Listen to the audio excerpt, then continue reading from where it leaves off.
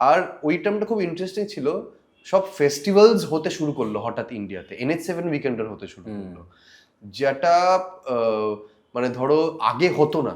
তো we are the first generation of musicians in the country national festivals who played the first festivals in India. মানে আমরা হচ্ছি প্রথম generation যারা উইকেন্ডার বাজিয়েছে। মানে ভাব না, মানে বাকি মিউজিশিয়ানরাও তো সেই ভেবেই মিউজিক শুরু করেছে, বাট আমাদের generation, thanks to our previous generation, because মানে আমার একটা জিনিস খুব বিশেষ করে বাবা, এটা আমি জাস্ট বলতে চাই, বল, যে অনেক লোকে বলে না যে এটা লাইফে প্রথমবার বিগেস্ট ট্যুর, এটা ইন্ডিয়াতে প্রথমবার হচ্ছে, পৃথিবীতে প্রথমবার হচ্ছে, কলকাতায় প্রথমবার হচ্ছে, বম্বেতে প্রথমবার হচ্ছে। আমার মনে হয় না কোনো জিনিসই প্রথমবার বলে কিছু হয়। Everything is an evolution.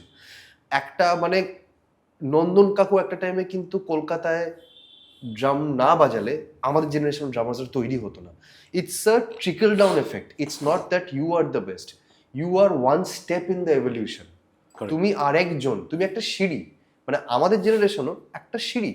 আমাদের পরে যেরকম এখন যারা বাজাচ্ছে, আবির বল, রোহান বল, মানে কলকাতা যারা বাচ্চা ছেলেরা খুব ভালো ড্রামস বাজাচ্ছে, সুপ্রতিম, এরাও কিন্তু আরেকটা সিঁড়ি। এরা হয়তো এমন একটা জিনিস ক্র্যাক করবে যেটা আগের জেনারেশন ক্র্যাক করেনি। That does not mean they are the first, they are another step. যেরকম মানে অনেক ট্যুরে শুনি না যে ইন্ডিয়াতে প্রথমবার 30 সেকেন্ডে টিকিট সোল্ড আউট হয়ে গেছে, এটা জীবনও ইন্ডিয়াতে হয়নি, কারণ ইন্ডিয়া ওই জায়গায় তখনও পৌঁছায়নি।